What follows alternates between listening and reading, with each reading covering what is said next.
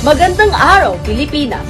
Ako po si Chloe C. Paclery na maghahatid ng nagbabagang balita ngayong araw. Inflation, inaasahan mas bibilis.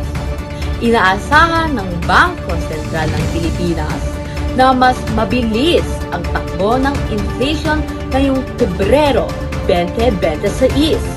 Ayon sa BSP, patuloy nilang pinag-aaralan ang mga datos upang masiguro na hindi lalayo sa target ang pagtaas ng presyo.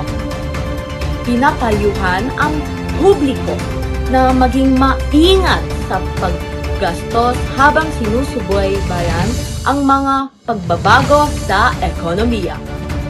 Ako muli si Chloe C. Paclery para sa Sentro Balita. Magbabalik ang Sentro Balita makalipas ang ilang oras. Maraming salamat po.